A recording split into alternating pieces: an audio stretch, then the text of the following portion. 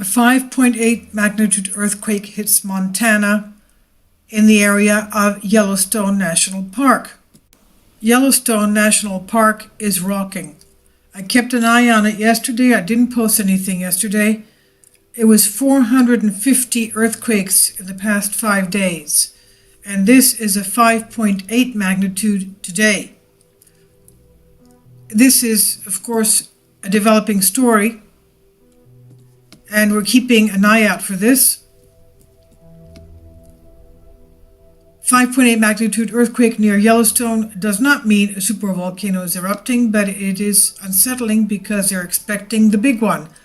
And as we know, this is a supervolcano. Yellowstone National Park covers part of Wyoming, Idaho, and Montana. And it lies on top of a supervolcano that could effectively wipe out the United States if it were to explode. The last time it did explode was 640,000 years ago. It expelled 240 cubic miles. Think about that, cubic miles of rock debris into the sky. Early Thursday morning, residents of southern Montana feared the worst when a 5.8 magnitude earthquake shook the region. Its epicenter was only 230 miles from Yellowstone, but the United States Geological Survey, USGS, says the seismic activity was not irregular and that the supervolcano is not expected to erupt anytime soon. Well, if they thought it would they say anything? The location and focal mechanism solution of this earthquake are consistent, they say, with right lateral faultation in association with faults of the Lewis and Clark line. That's a prominent zone of strike slip, dip slip, and oblique slip faulting, trending east-southeast from northern Idaho to east of Helena Mountain, Montana, southeast of this earthquake. So you can understand that these faults are slipping every which way. Nevertheless, people are concerned, and this is an ongoing report which we will have updates for. David Slack tweets, "This is fairly alarming when you consider it's only 232 miles from the gigantic supervolcano, Yellowstone National Park."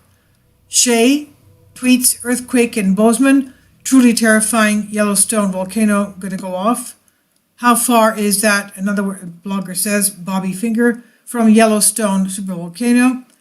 Bobby thought unsure whether he feared his news or welcomed it.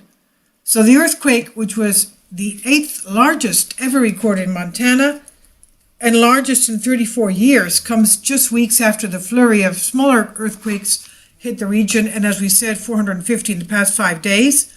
The swarm of activity began June 12th, and at the end of the month, nearly 900 earthquakes had been recorded near the Yellowstone supervolcano along the western edge of the park. The heightened seismic activity stroked fears of a possible supervolcano eruption. Jacob Lowenstern of USGS told Newsweek that it's not without precedent.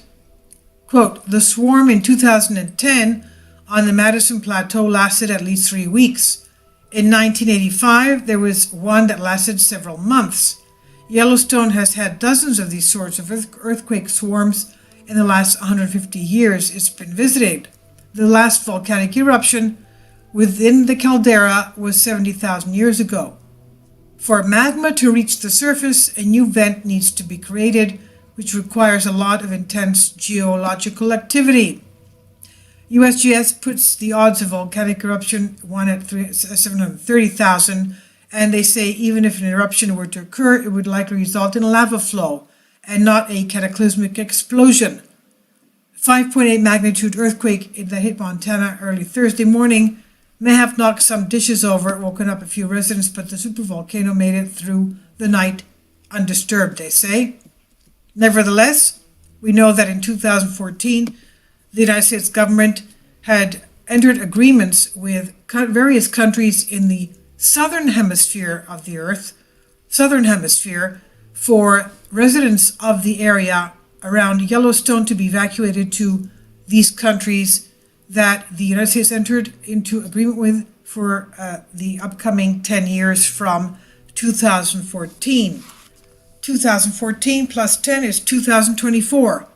So we're in the middle of that span, just about the middle of that span now. And, okay, for 4 years, another 6 years.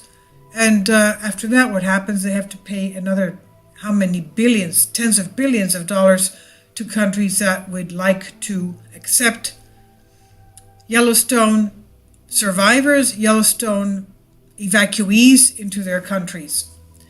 This is on Newsweek. I'll leave a link below for you for this. And this is the lava ash bed that will be expected to flow. As you can see, it would cover most of the continental United States. So this would be a very terrible catastrophe if it did occur. And it would also take part of Canada with it as well.